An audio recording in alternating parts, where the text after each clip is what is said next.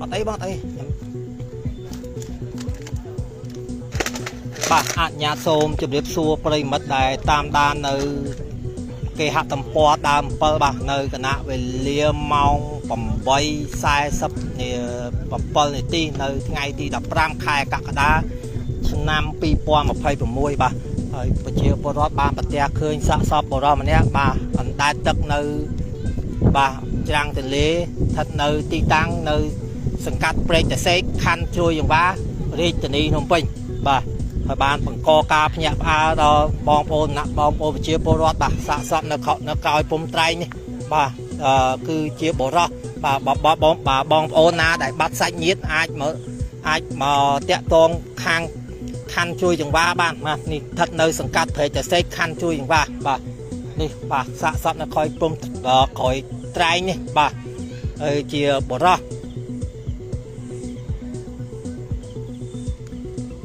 បាទហើយប្រជាពលរដ្ឋគាត់ប្រទះឃើញតាំងពីម៉ោង 6 ល្ងាចម្លេះឥឡូវចូលប្រហែលជាម៉ោង 8 ហើយបាទគឺសាកសពនៅក្រោយត្រែងនេះឡើយទេមិនតាន់សងឡើងឡើយទេគឺជាបុរសបាទហើយសាកសពដែលពាក់អាវពាក់អាវរៀងអាវដូចអាវកាឡាបាទហើយបងប្អូនណាបាត់សាច់ញាតិអាចមករកបាននៅក្រោយសង្កាត់ព្រែកតាសេកខណ្ឌជួយចង្វានេះបាទហើយបាទនេះនៅក្រោយពុំត្រែងនេះសាកសពបាទនេះក្រោយត្រែងនេះបាទជាបុរសបាទបានបង្កការភ្ញាក់ផ្អើលដល់បងប្អូនអ្នកភូមិនៅកន្លែងនេះផងដែរហើយក៏មានអវត្តមានខាងសមាជិកខាងប៉ុស្តិ៍ខាងគាត់នៅអវត្តមាននៅទីតាំងនេះដែរហើយមិនដឹងថាសាកសពរបស់នោះដឹងជាករណីអ្វីទេមិនដឹងថាគាត់លោតអត្តឃាតខ្លួនឯងមិនដឹងករណីឃាតកម្មនោះទេបាទជិតដងចាំឲ្យកម្លាំងជំនាញខាងកសោបច្ច័យគាត់បានស្រង់សាកសពឡើងមកស៊ើបអសបច្ច័យបាទបងប្អូនណាបាត់សាច់ញាតិអាចមករកបានបាទនៅទីតាំងនៅសង្កាត់ព្រែកតាសេកខណ្ឌជ្រោយចង្វានេះផងដែរបាទហាក់សំនៅក្រោយពុំត្រែងនេះ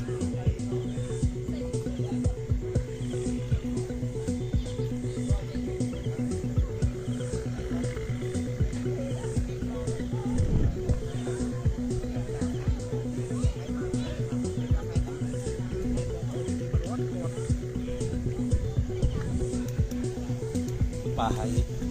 បាទបងប្អូនជាពលរដ្ឋបាទគាត់បានផ្ដល់ដំណឹងមកថាមុនការខែហ្នឹងគាត់បងសំណាញ់ហើយបងសំណាញ់មកក៏គ្រាប់សាកសពនេះផុសឡើងតែម្ដងហើយបានបង្កការភ្ញាក់ផ្អើលបាទយ៉ាងខ្លាំងបាទហើយគាត់បងប្អូនជានេសាទគាត់បងសំណាញ់មកក៏ជាប់សាកសពឡើងមកដល់សាកសពនេះមកតែម្ដង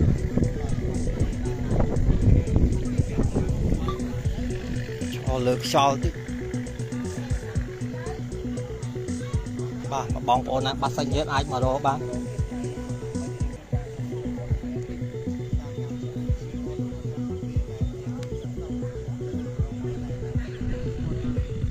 បាទនៅក្រោយពុំត្រែងនេះនៅសង្កាត់ព្រែកតាសេកខណ្ឌជួយចង្វានេះ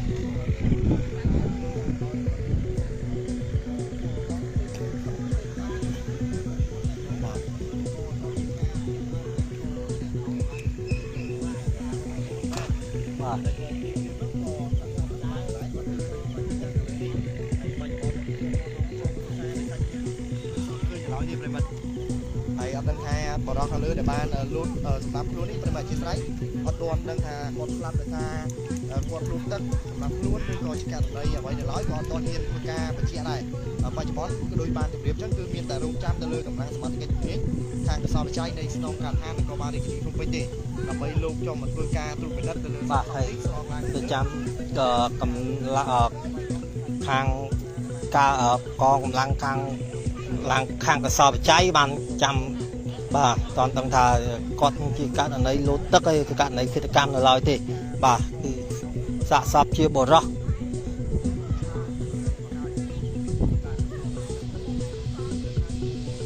បាទហើយក៏បានផ្អើផ្អើអ្នកភូមិនៅម្ដុំសង្កាត់ព្រៃសរសេរផងដែរបាទបងបាទបានផ្អើបងប្អូនអ្នកភូមិដែលនៅ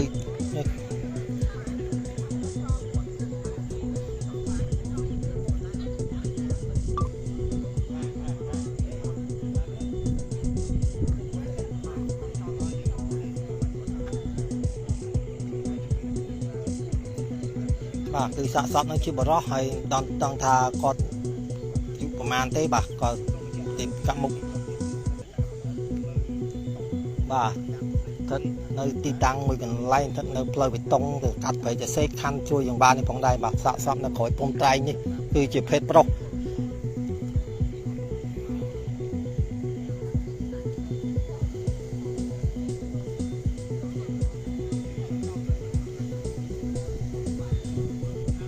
បាទបាំងកផ្លោកនេះបាទមើលមិនឃើញទេបាទសាកសពនៅក្រោយកផ្លោកខែបែបភូមិត្រែងនេះបាំងកផ្លោកបាទ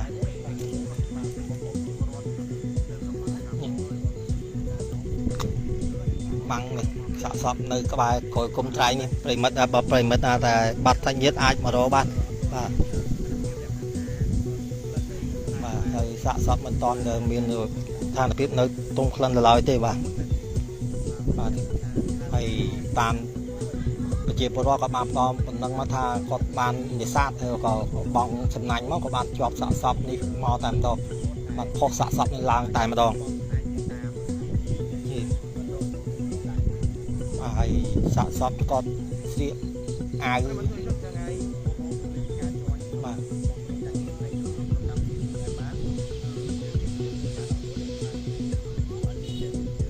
បាទគឺសាកសពនៅក្បែរកប្លោកនេះ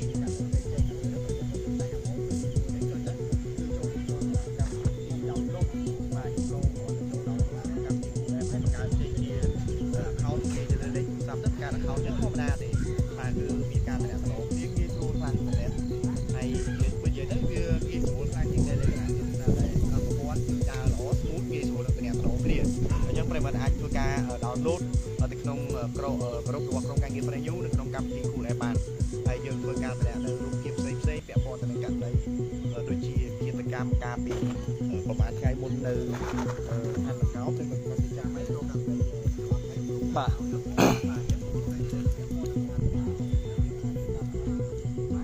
បងប្អូនជួយ share ម្នាក់មួយបងប្អូនបាទបងប្អូនបាត់សាច់ញាតិអាចមករកបាននៅសង្កាត់ព្រៃនៅសង្កាត់ព្រៃចសេកខណ្ឌជួយយ៉ាងបាននេះផងដែរបាទគឺសាកសពនៅក្រោយត្រែងនេះគឺជាបរោះបាទបញ្ជាក់ទីតាំងម្ដងទៀតបាទទីតាំងនៅផ្លូវបេតុងមួយកន្លែងស្ថិតនៅសង្កាត់ព្រៃចសេកខណ្ឌជួយយ៉ាងបាននេះផងដែរបាទ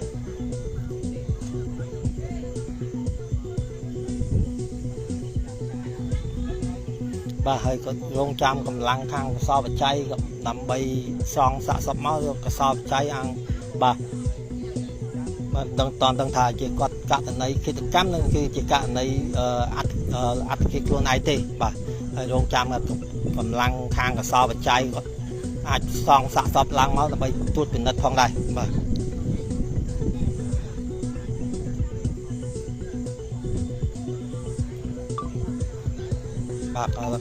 នៅគណៈនេះក៏មានអវត្តមានខាង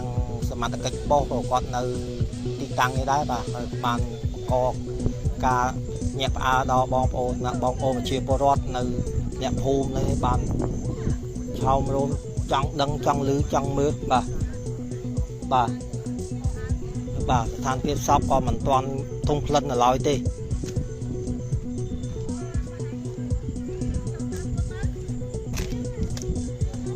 បា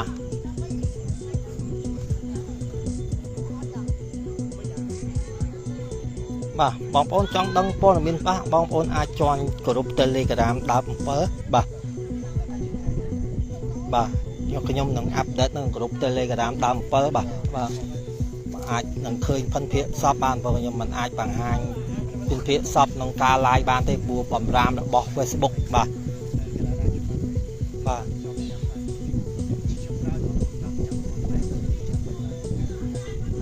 នេះគឺសាកសពនៅក្រោយគុំត្រែងនេះមកបងប្អូនណាបាត់សាច់ញាតិអាចមករកបានអាចតាក់ទងបានមកខាងសមត្ថកិច្ចប៉ុស្តិ៍ខាងស្រួយសេវាបានបាទ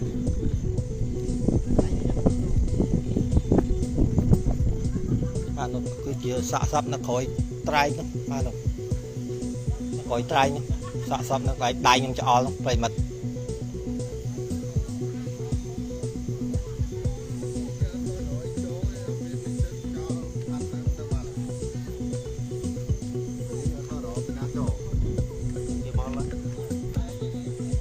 ឃើញទាំងម៉ោងម៉ានមកសាកសព7 ជាងមកអូអ្នកបងសំណាញ់ឃើញហើបមកបងបងសំណាញ់បងពីបងភ្លឺហើបមកឡងបងអូហើយអ្នកបងសំណាញ់ក៏អូសមកខាងគៀននេះហ្មងបងអញ្ចឹងឃើញហ្នឹងហ្មងអញ្ចឹងគឺអ្នកបងឃើញហ្នឹងហ្មងអញ្ចឹងមិនមែនគាត់បងមិនជាប់សំណាញ់គាត់ណាបងមកតែជាប់សំណាញ់គាត់មកអូរៀបចំបងសំណាញ់គាត់ចង់មកបាក់ហ្នឹងបងអូនឹងរត់បាទរីកាទៅសមត្ថកិច្ចគាត់ថុយយ៉ាងណាទេបាទបាទអូលេជួយបងសំណាញ់មកបាក់ហ្នឹងគាត់ថុយហ្នឹងរត់ចោលសំណាញ់ទៀតមិនដឹងហ្មងបាទអូតែក៏បាត់ដល់ទៅបាទគឺថ្ងៃមុនគឺបាទមានសាអាវពណ៌អីបងមើលអាវទីមើលអាវវា